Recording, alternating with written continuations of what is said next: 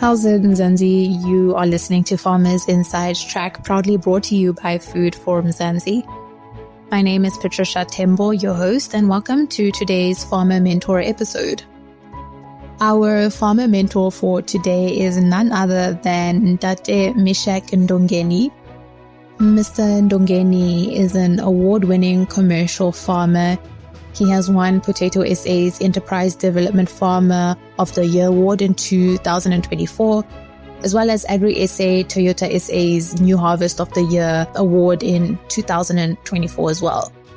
Mr. Ndongeni has decades of farming experience, and he will be sharing more about that in today's episode. Mr. Meshack Ndongeni, welcome to Farmers Inside Track. We're very excited to have you as our farmer mentor on today's podcast. Welcome. Thank you, Sissy. It's a pleasure. I'm excited about this podcast. Thank you. Yes, I think our farmers who are listening are probably already familiar with you. I know we all are at Food for Mzansi, so it's such an honor to have you on our podcast finally. Mr. Ndongeni, you are an award-winning commercial farmer. You are the first farmer who received Potato SA's Enterprise Development Farmer of the Year Award in 2024 and Agri SA Toyota SA's New Harvest of the Year winner also in 2024. And you've just been expanding and growing, and I know you are a mentor to so many farmers within the region and even in the country. But of course, your journey into agriculture and into farming started somewhere. So maybe could you talk us through where all of this began for you and how it began? It's a very, very long journey. It actually takes a long time to explain, but I'll try to be not so long and try to summarize it in a way. I'm fortunate to grow up in former homelands, which was then Transkei, now Eastern Cape, in rural areas where I grew up. In the morning, you didn't catch a bus. For the day, you wouldn't go to town. So planting different types of crops was a way of life in our time when I was growing up then. And even at schools in our time, it was a pride to have your own plot and you do well. We were not only doing agriculture in class, but even in our time, we had a garden where in a period of agriculture, we would go and work. So as I grew up, my mother loved so much to plant at home at a 4-hectare plot where there was a stream of water running through that 4 hectares. And we, by hands, built the furrow and dams within that 4 hectares manually, not using any mechanical implement then. And we used to wake up in the morning and before we go to school and water. But it was exciting because when we're harvesting, whether onion, whether cabbage, whether potatoes, my mother had a very good way of give us some incentive as well as she would have casuals to come and help. So us as children, her children as well, we were paid. So that made us not to see the work as a burden, but to love the work that we're doing. We knew we are going to be paid for doing it. And we could also see that bakkies coming, people coming to buy. And we used to do bartering, something called bartering then, where we used to give, someone would come with a 20 liter of grain, in terms of grain, yellow maize, grain maize, and we would give that person a 10 kg of potatoes. Because then maize was everybody's way of living, to plant in the garden and in the field, you see. Then you find out that when it's out of season, they would come back and buy that maize.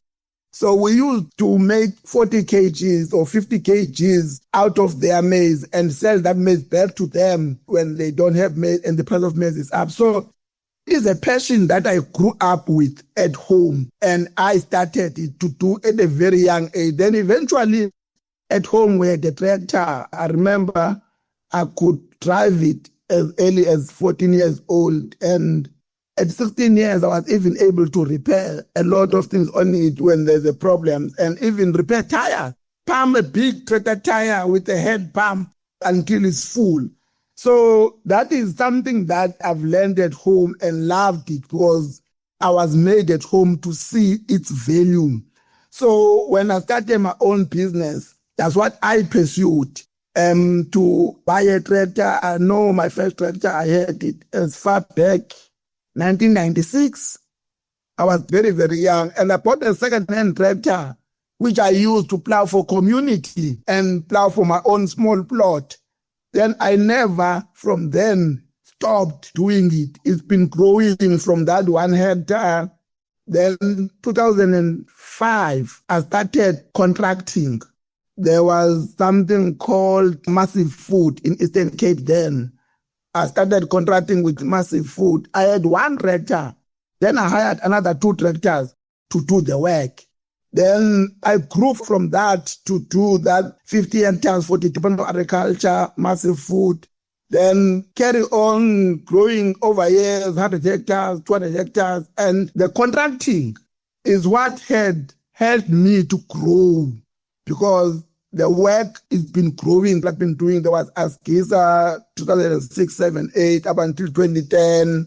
I've worked for municipality. The contracting part have helped me to acquire a lot of implements, which is a very, very difficult work to do. It doesn't need someone lazy because you are given so much work, like 500 hectares to do in a very, very small window of time, doing different, not one block, different locations to get that 500 hectares. So it's a work that was needing someone to start help 4 o'clock in the morning up to very late hours of the night, having different shifts. So it's a passion that I've grown with at home and also done also a lot of trying to understand it more in terms of going to more workshops and also doing some courses, you see, in mechanization and in grain and in animal.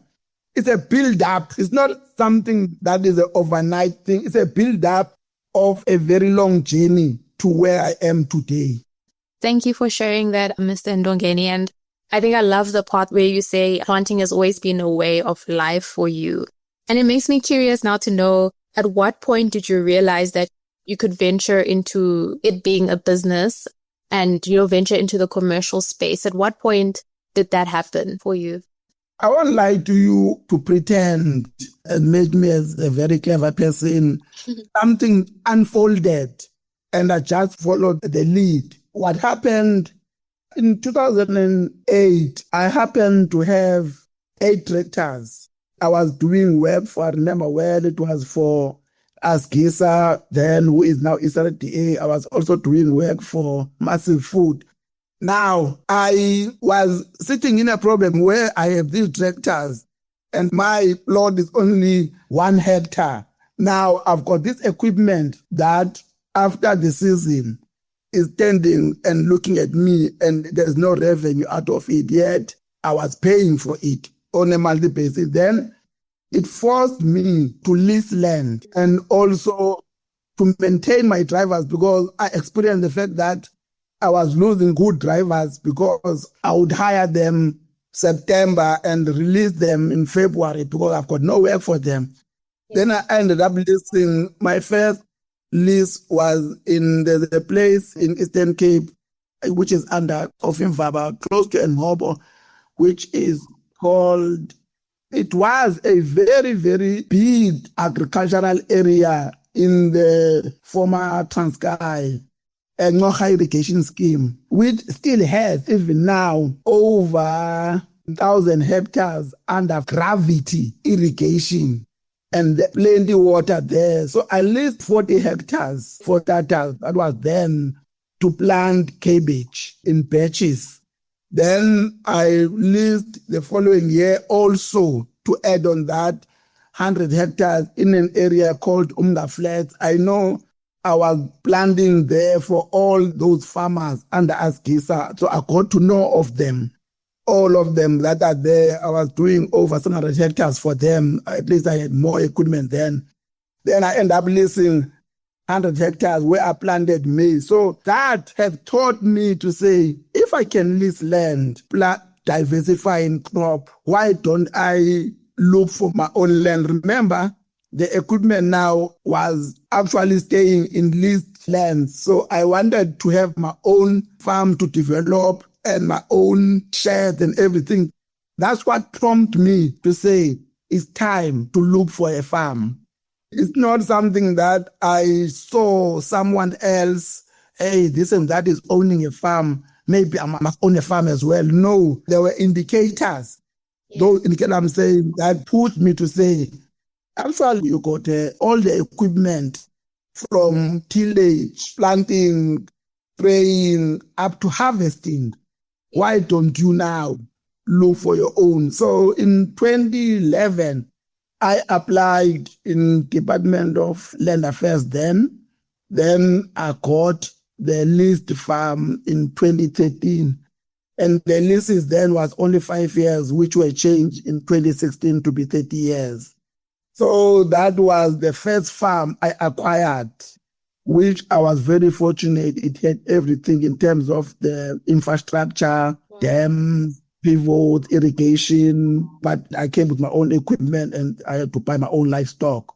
I didn't stop there to run this question off because my passion and also wish was to own, not only lease, which have pushed me to aspire or to want to own the second farm, which I managed to the bank to have a bond of my second farm, which is 1,280 hectares around Kokstad as well, which I am still paying for it. But I am happy now. I don't have only the lease farm. I've got a farm in my name, which now I know for sure that at least there's a legacy to leave in the future.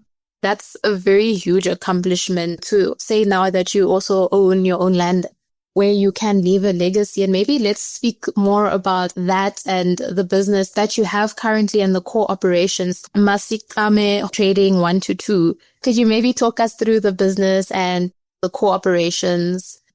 When I say we, I'm going to tell you why I say we are working as a team. I started my chef company as a CC in 2004. That I changed it in 2015 to be PTY Limited, which is Masikame Trading 122. The reason why the number at the end is that as a chef company, there are too many Masikamas. The only difference is that number. I've been using the company for mechanization and farming, but over time, I realized that farming operation, you need to have a standalone entity to run the particular business, which is now farming. So that's why you would now see Ndongeni Farms and Trading. So I've got now Ndongeni Farms and Trading, which deals with farming, and also we do sell potatoes a lot to not only to the market, but to whoever comes to buy, supplying the wholesalers and the big shops. And then we do sell some livestock, depending winners and those we want them to be culled in terms of the fertility rate that we see is low. So we do trade, but we trade from our own produce. Masikame is still existing, but it's more focusing now on external work. Whichever work we do outside farming, that would be Masikame, but whatever is within the two farms will be Ndongeni Farms. We plant grain and vegetables, and we also do livestock at Ndongeni Farms.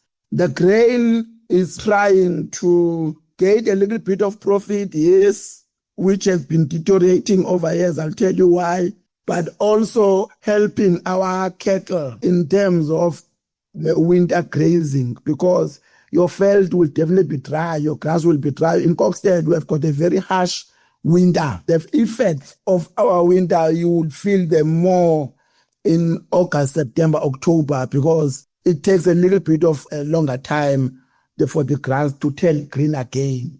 And we always get a very late frost up to even beginning or middle September. So the stocks, the residue or whatever is left after harvesting the grain helps our cattle from starting off harvesting to September when we want to prepare to plant again. So it works for two purposes. The grain is mostly maize, but we also do the crop rotation But when we're rotating the grain, we don't go between the two farms. We plant 600 hectares of grain. But when we want to change to a crop rotation, it will be maybe only 200 hectares of sunflower and maybe 20 hectares of sugar beans. But the rest still will be on maize. At least that helps also us to mitigate the price of grain, where you find out, like now, this season we're coming off, the price of beans dropped by over 5,000. But last year we had sunflower and the price was so good. And last year the maize price was better. This year is very, very low. Like maybe if I would compare, it's as low as back to the time of 2017, 2016. But the input cost to produce is very, very high compared to the years. So we do, in terms of grain, we do those three. Yes, we'll always have maybe 40, 50 hectares of wheat, which is a winter crop, which actually help us to manage the cash flow, because you would harvest that wheat in December, January, where there's no other income that is actually coming up for us. But we don't go big because the risks are high as well on that in our area. You can have a lot frost, or you can have hail, or you can even not be able to go in because of too much rain to harvest.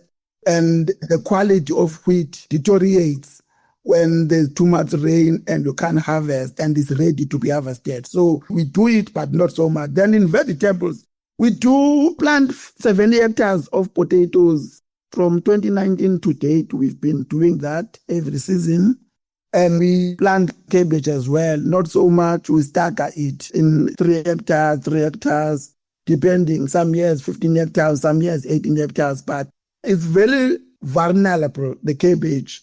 Our area is prone to hail, and you can be wiped up easy. And it's not a crop that you can insure, because it's very, very costly to insure and to claim. If you are hit, you only allowed to claim from 35% up. If you are hit 30%, you can't claim. If you've got a 36% damage on cabbage, you claim 1%. So all the insurance companies, they don't allow you to claim up to 35% damage. So I've not yet seen any commercial farmer insuring cabbage. So we don't do it a lot. But potatoes is our main crop that help us with turnover, cash flow, and profitability.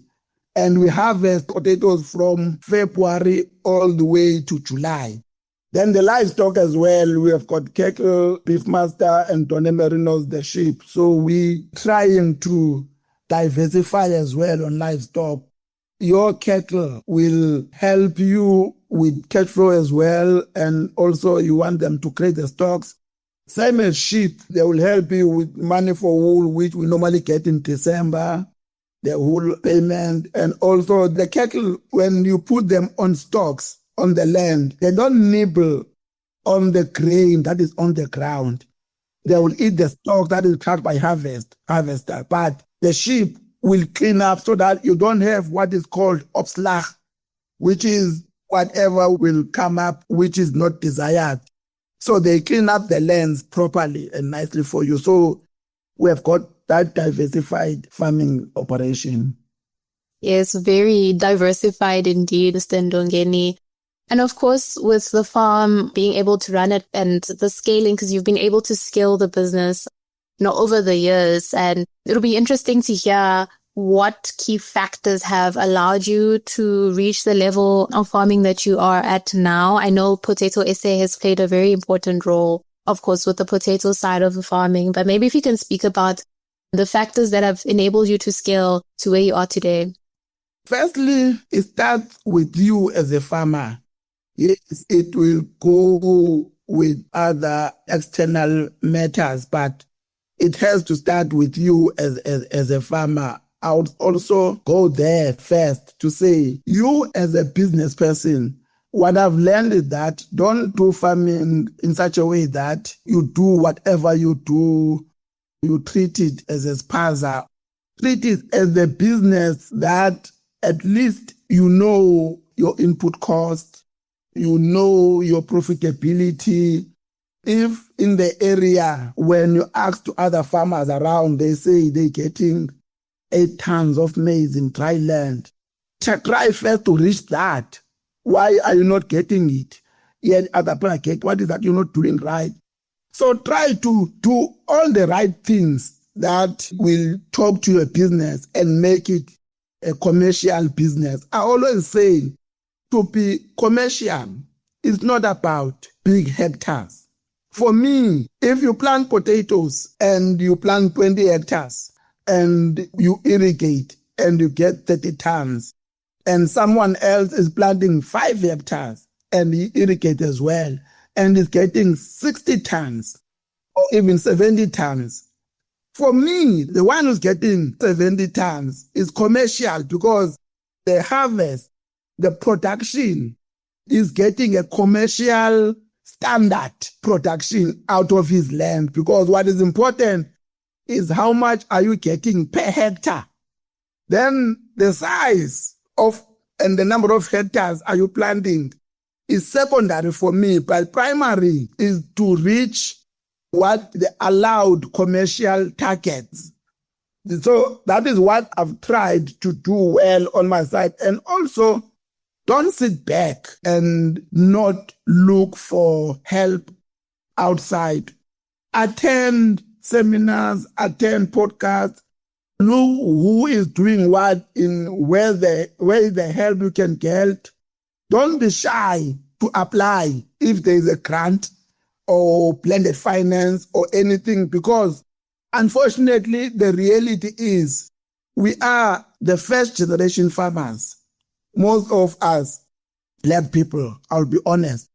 And you are surrounded by 4th, 5th generation farmers with a wealth of knowledge that is imparted from their forefathers to their fathers to them at a very early age. Yeah. And also a lot of equipment and everything else that is there on the farm already, that they are able to make it work. And now you are coming, you want to be this commercial farmer, you want to have this farm that when someone is going through the farms, does not say, what is happening with this one? Maybe this one is owned by a Black guy. Why doesn't it must be the same? There must be no difference. Even if someone is going through the farms or going wherever he's going, you want your farm to look like everybody else's farm. You would definitely need that help, whatever help you can get, so that you can be in a position to grow, to reach where you are able, to reach that stage where you are able to be trusted by commercial banks with loans. Now, that will be 100% loans with the interest. But it's not an easy thing to get there. Firstly, the reality is, because of our skin color and the background and the lack of trust that we are good at what we're doing, we always battle to get 100% commercial loan from the bank and with interest. So you must grow your business and you must make sure that the office side, where you keep all the records, you do your financials, you do your projections, you do everything, is done correctly. Then also what external funds that are there that you can try to help you to grow. And I'm not shy to say I am where I am today because of that help that I am sourcing. It's not just coming by its own, I am sourcing. And because I was fortunate enough to be a board member at Potato USA, also that had helped me to understand through the symposiums that I'm attending, to have a lot of knowledge and understanding how to grow potatoes and meet people out there. I don't want to mention names. Or there is another house that gives a blended finance. There will be this house that gives prime less this loan. All those you get to know when you are not sitting in one place, when you go out and look as well, so that you can get this help that will come and help to grow. Because the challenges are so bigger and it meant to grow as you would wish. If you're not able to go and seek the external funds that will help to grow, it's very, very difficult these days to grow in commercial farming. I think we'll speak a little bit more about the financial management aspect of farming, as you do have a wealth of knowledge in that area as well. But before we get to that, maybe we could go into speaking a bit more about some of the challenges that you have encountered while farming and how you have been able to navigate it. I'd assume climate extremes or weather patterns have been one of the main challenges, as you spoke about the winter season in Kokstad area affecting the production cycle. So maybe if you can speak about some of the challenges that you have experienced and how you navigated for our farmers listening who may find themselves in the similar situations. Yes, climate is the major contribution. The risks that comes with farming is a big contributor. This climate change is now very, very, very real. And it's actually gonna see farmers who doesn't want to acclimatize and try to do things differently and plan according to the particular climate of the particular area. Yesterday, I was talking to my insurance broker for the crops. He's been an assessor for over 25 years, and he's now a broker for insurance. And he was telling me that in a certain area here in KZN, which they never had hail, and they don't insure because they've never had hail. For the first time this season, they had hail. This had wiped 70% of their crop. And also, we are experiencing rainfall that will be flash floods, which you will get 100 millimeters of rain in 24 hours. That rain is not only too much rain, but it's also washing away your lands. Yeah. No matter you got condos but it is problematic. It's leaching your fertilizer. The second one will be, what is it that I need to do to plan for this rain so that at least the land that I'm working on, at least I'm able to keep it and make sure that I don't end up having shallow lands. And also the dry spells. We in Kokstad area towards Citavale, Matad, we haven't had a drop of rain from 29 December to 28 January. That's almost 30 days with very high heating units. So all those things are something that are not normal, which are only happening for the last 4 or 5 seasons and are getting worse. And the hail in our area, we would be through to February. At least the hail is over. But we have seen hail in March. People still need to eat. And the price of food keeps on going up, meaning farmers are always needed and there's money to be made. But find innovative ways now to mitigate the climate.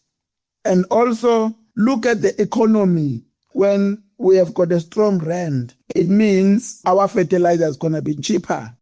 But also on the other side, it means that our maize, our grain, we're going to sell it for very less. So all that is something that you must understand and you must know when to buy. Okay, no, I've got a leverage of some money there. Let me get fertilizer while the rand is strong. At least I'm going to get it at a better price per ton. But if by now you are used like what we normally do, price maize now in February to harvest in June and sell then, we're holding on now because the rand is strong. The price is low, very, very low, lower than the price when we're harvesting in June, July. So you have to understand all those and be able to mitigate all those risks and manage the input costs, manage your open costs. If there is anything you can invest in every year, slowly but surely, it's precision equipment. Slowly but surely, try to buy a spreader that is a precision spreader. Try to get into where you can get a precision sprayer, because those, eventually, they will save you money. The precision sprayer don't spray where it has sprayed automatically. it will close. Even if it's 2 meters, even if your boom is 18 meters, if there's 3 meters that you sprayed already and your boom is covering that 3 meters will automatically shut off because it's precision. Understand where that word, similar to your fertilizer spreader and even your planter. So to save money, slowly but surely, invest to precision agriculture and be able to understand how to use them. Not just to have them, but understand how they work and how to use them to save money. Because it works and comes together to be something at the end of the day or end of the season. All those savings that we have done, all your operations, your planting population, now all of a sudden you don't plan for 55,000 plants per hectare on maize because your planter is not precision. You end up with 41,000. But the fertilizer you've put is for 55,000. So if you're able to sort that out and you sort your spreading, you sort your spraying, all comes together to a big saving. And over 5 seasons, you see a lot of saving and a lot of difference in terms of your profitability. So all those things are things that you must understand and you must work looking at what are the external risks, what is the mitigation in each risk. So you have to write down all your risks and you must work on improving each and every year. You must have something that you plan to improve in your operation. Speaking about planning and improving, you have a reputation of being brilliant at financial management and farm planning. So what principles have guided you when it comes to managing finances, planning the production cycle? What are the principles that you would share to a farmer listening when it comes to that? It's very, very important to understand all what takes or what makes a business to be a business and what breaks a business. You must understand the corporate governance. Understand that you start with planning, you have cash flows, do your projections well, and you stick to your projections, do your cash flows. You have a budget, don't go out of budget. Have a salary, don't just take withdrawals in a business. And understand that the best asset in every business is human capital. Have people qualified to do things or work for you. You may think that you cannot afford to have such a qualification hired for your business, but the money that you're going to lose will be more than the salary you would have paid that particular person. Yes, you would understand where you are in business, but see your turnover, understand where you are, and have the right people to run the business and plan your work accordingly. Have a plan written somewhere. Have an office. File each and everything according to your suppliers. Looking for an information of something that I bought in 2020. It didn't took my personnel at the office not even a minute. He told me how much we paid for it. Because why? I'm wanting to sell it now. I want to remember how much I paid for then and what is the current price now to replace it. So keep information. Make use of information, but understand governance.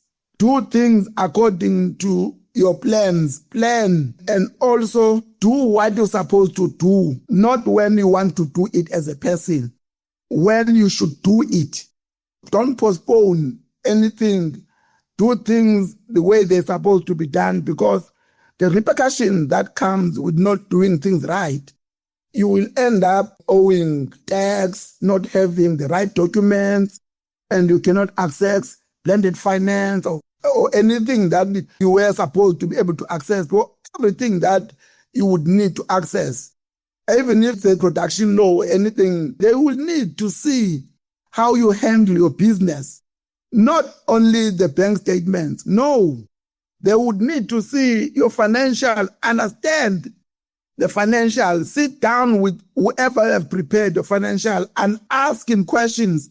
Get clarity how the numbers are working on those financial. You don't have to be someone who have done economics.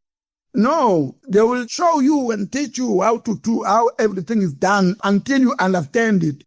Then only when you are at that level and understand that even your implements, the way you use them, you make even your staff understand the value of keeping the implement right. And because that is another biggest contributor in terms of making the business to go down, not to be able to manage all your assets well, even your equipment well, not service when it's supposed to service, not grease, not even washing it to keep it clean and see the problem.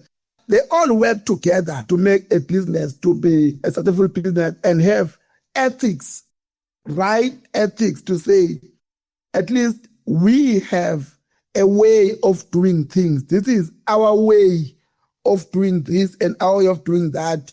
And all that must be in line with what governs the business in the country.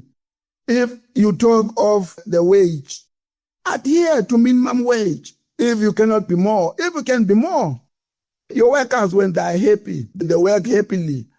But now, if you don't even pay the minimum wage, they hear because they talk and they know each other and they know next door they're getting so much, but they're doing the same work we are doing. Why are we getting so less? So all those things, pay, they have COIDA. Those things, they help you so that one day when they leave you, at least they've got something. Or one day there's someone injured at work, where they've got a cover. All that, if they are aware of all those things, it makes them sleep at night knowing that we are working for a reputable, it's a company, is similar to where I've worked before. So that you don't end up now not having the right employees because now you as the owner or the farmer, you are not doing what you are supposed to be doing and what they know that there is something that they experienced somewhere else. So work ethics are very, very important. That is very important information and just wisdom that you have shared there for our farmers who are listening. And going back to something you mentioned at the beginning of the conversation, and that is you've been able to own the land now that you're farming on. And one of the reasons is, being able to leave a legacy. What is that legacy that you would hope to leave behind in the sector? Firstly, my passion now is more on mentoring upcoming farmers. And I know already, even now, there are a lot of potato and cabbage farmers that I am mentoring, and those that they are able to farm on their own, having started under my wing. And also, I always take those students, Cox studies, KZN towards Eastern Cape. But in terms of the learners who are doing the in-service training, yes, I do take a lot around the province. But even now, I have few coming from as far as Fort Cox, and I've had some coming from Potchefstroom, Northwest, because my drive is this.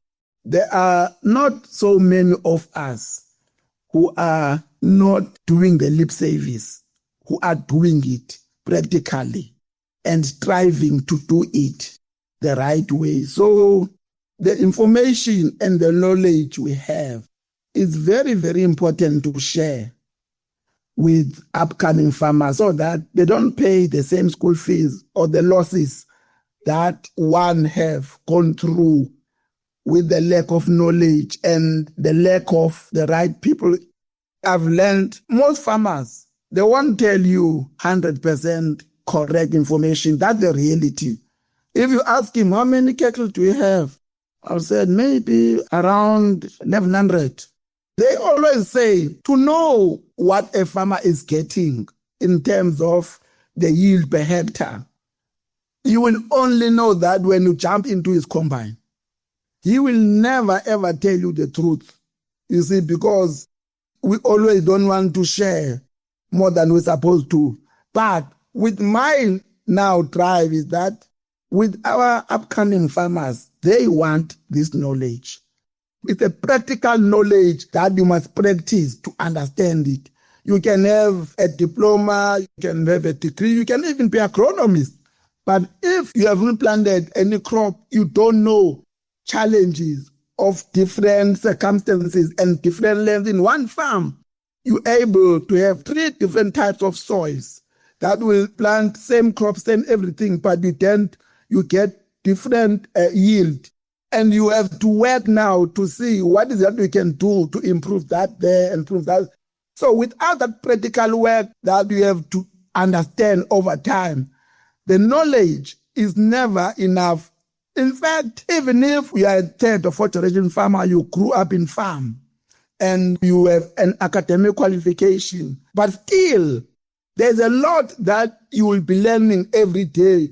So my passion is to try as much as I can, share the knowledge whenever I get a chance to do that, and mentor other farmers so that at least they understand and don't lose money, and at least broaden this group of growing farmers who have this passion to do right and do well and be a commercial farmer. That is what I want, at least knowing that at least have helped so many. I am doing it even here at home. I've got 2 sons. I did influence them to be in line, or they are in line with, even at school, with something to do with farming. For both of them, I influenced them to go to Western Agricultural College in Moy River. Then after that, they carried on to do the tertiary qualification. But I've been working with my first son now from 2022. The last son has joined me. He was last year doing the in-service training here at the farm. He has joined me fully now. So both farms, I'm working with my son. One is another farm, one. So with them as well, I am sharing the same knowledge which I would want them to continue to share with other upcoming farmers, because it's something to experience. It's something that we need to carry on pushing to share, because, as I say, there's a big difference between the lip service or something, or someone who would want to be big in social media, take photos. I've had so many people coming to do those contents and take photos of my crop and take photos of my livestock, and I would hear that they are trending as if those are theirs. You see, that's what they would put out there. To those people who really want to do it, I share the real experience, not just a lip service, as I put it, the real experience and the real information of how to do and how to farm and how to keep on looking for more information to try to improve, because you don't stop improving. As you've been speaking in this podcast, you can really hear the passion that you have for mentoring farmers, providing practical information and knowledge. And I think that maybe can take us to the question that will wrap up this podcast. And that is, as our farmer mentor for this episode, what advice would you give a new farmer who is wanting to expand their business, grow their business, or even just encouragement for a farmer who is maybe feeling overwhelmed? Farming is difficult. It's not an easy task, and maybe that is why not everyone does it. What is your advice as a farmer mentor that maybe you haven't touched on in the episode yet that you would really like a new farmer, an emerging farmer to understand? You know, the most important thing is to understand what this farming business it is, the type of business you are venturing into. There are a lot of other business ventures, or retail, construction, lots of other qualifications, and some of them, or most of them, they make quick money. And you would see people with flashy things and stuff and driving flashy vehicles and stuff. But with farming, you need to be patient. Farming is permanent. I always say, in your lifetime, you need a doctor, you would need a lawyer, you would need a lot of other professions. But everybody in the world need to eat. And most of us, we eat 3 times a day, meaning you need a farmer every day and 3 times a day. Farming is permanent, it's there. It's not something that you worry that, hey, there might not be people wanting to eat in the future. People have to eat. But it's something that needs patience. You don't want to rush. Don't look at what people you grew up with, what are they doing and stuff, and what are they driving, and want to take this money from the business and want to go and do as what they do. Grow your business. I always say when I'm talking to people, when we're sitting around the table, I do get people asking, how did you start? I always tell them that, do you know, I had one bakkie at one stage, I think it was 2006, but I had over 6 tractors, and some of them were double the amount I paid for the bakkie. And I had equipment worth millions, but I still had one bakkie. But eventually I managed to grow, because my passion was to grow the business first, and the business will buy all what I want. But if you take the money for the business and do your personal things, those things won't buy what the business needs. So be patient, build the business, have targets, grow it, understand your profitability, have reserves, so that when you reach a season where things are not going to go well, at least you have got a fallback. Seek advice, talk to other people, talk to other farmers, attend what is organized by other farmers. Don't worry that I'm the only guy here with a different color. Attend, talk to established farmers. But the take home is that there is money to be made in farming. But farming needs patience. That's why you don't plant today and harvest tomorrow. You plant your maize in October to harvest in May, June. You plant your potatoes in September to start harvesting in February. Learn from that. That farming teaches you patience. So whatever you do, you must be patient with it. You must know that it's a legacy that you're going to leave at the end of the day. When you look at your asset value, that's where you see, I've actually acquired a big distance and mileage. I've got assets worth so much. So grow your business slowly but surely.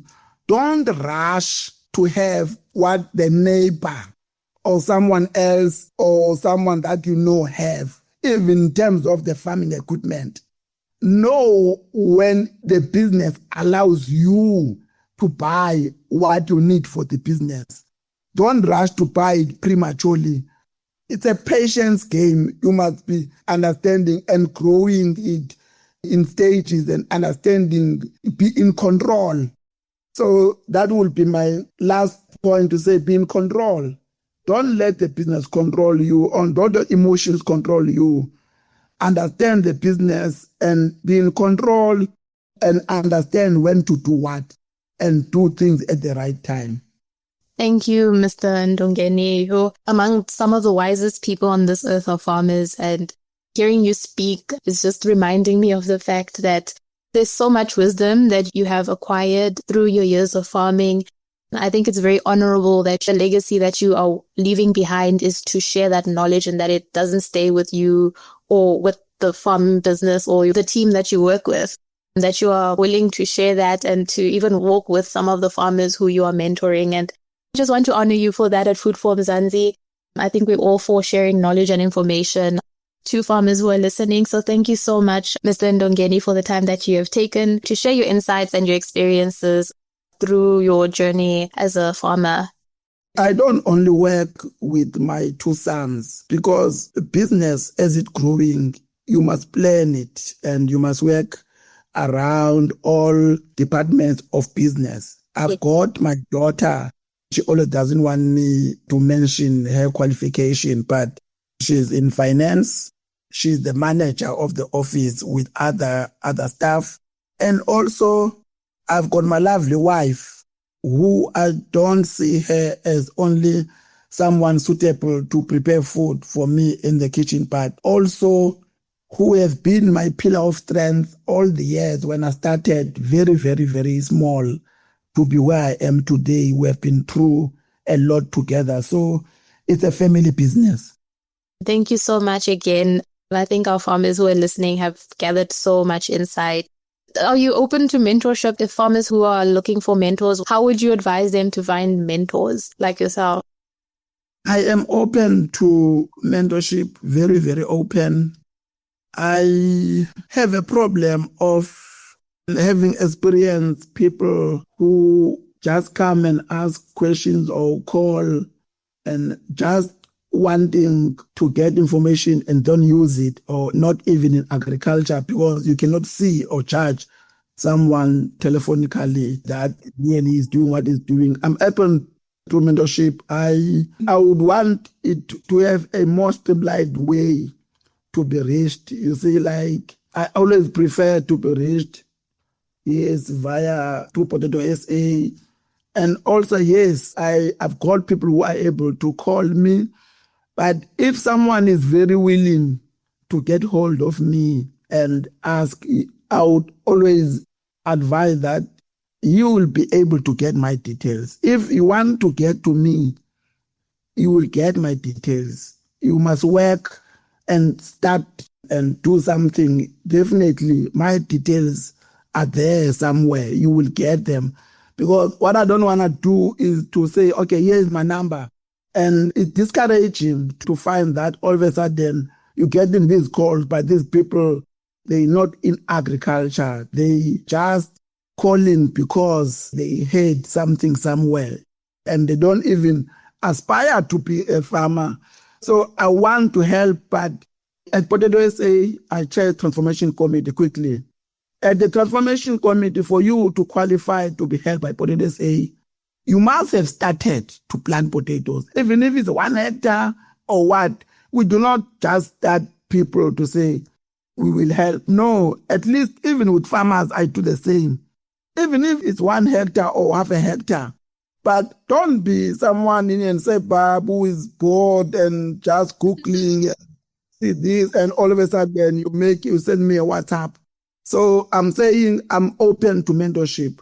If you want to get my details, they will get my details. I don't have a problem with that. Thank you so much to Ntate Meshack Ndongeni for being our brilliant farmer mentor for today. And that brings us to the end of this episode. For more information on today's episode, you can definitely visit www.foodformzansi.co.za. And that brings us to the end of this episode. Remember to subscribe to our podcast on your favorite platform. From myself, Patricia Tembo, our technical producer, Megan van der Vent, and the rest of #Team Food for Mzansi, thank you for listening and keep growing with us.